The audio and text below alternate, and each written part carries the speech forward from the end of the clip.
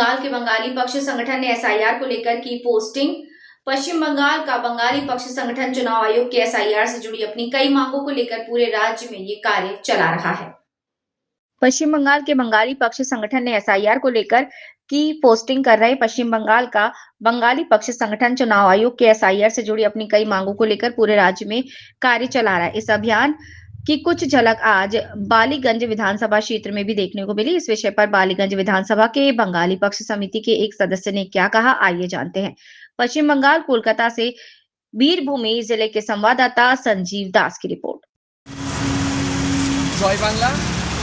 আমরা বাংলা পক্ষ কলকাতা জেলার তরফে বালিগঞ্জ বিধানসভায় অন্তর্গত বালিগঞ্জ ফাঁড়ি এবং ওই সংলগ্ন কিছু এলাকায় আমরা আজকে পোস্টারিং কর্মসূচি করছি, তা দেখতেই পাচ্ছেন।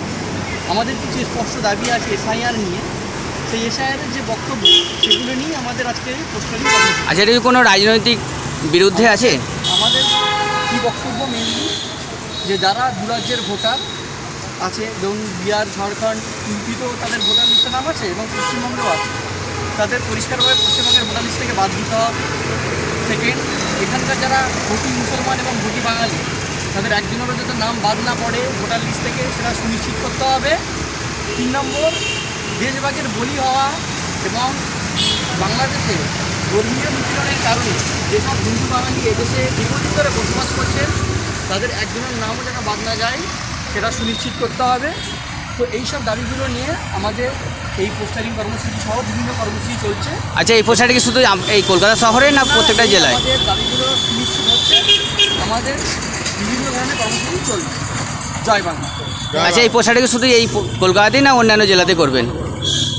বন্ধ করুন। এইটা আমাদের সমস্ত পশ্চিমবঙ্গ জুড়ে চলছে। আমি হচ্ছি বালিগঞ্জ বিধানসভা এবং কলকাতা জেলার কমিটি মেম্বার, তো আমি এখানে করছি। এটা সারা পশ্চিমবঙ্গে জুড়ে এই পোস্টিং কর্মসূচি আমাদের চলছে। মানে পশ্চিমবঙ্গে তাহলে প্রত্যেকটা জেলাতে কমিটি করেছেন? জেলার প্রত্যেকটা বিধানসভাতে চলছে। আচ্ছা আচ্ছা, এটা বিষয় কি বাংলাদেশি বা পাকিস্তানি বা নেপাল ভুটানি কোনো বিষয় আছে? একদম। হ্যাঁ, যারা নেপালের বাসিন্দা এখানে এসে ভোটার নাম আছে তাদেরকে বাদ দিতে হবে এখান থেকে, পরিষ্কার কথা। যারা বাংলাদেশি আছে তাদেরকেও বাদ দিতে হবে, কিন্তু ধর্মীয় নিপীড়নের কারণে যারা ওদেশ থেকে এদেশে এসে দীর্ঘদিন ধরে রয়েছে তাদের নাম বাদ দেওয়া যাবে। আচ্ছা আচ্ছা। আর 2002-এর পরেও যারা এসআইআর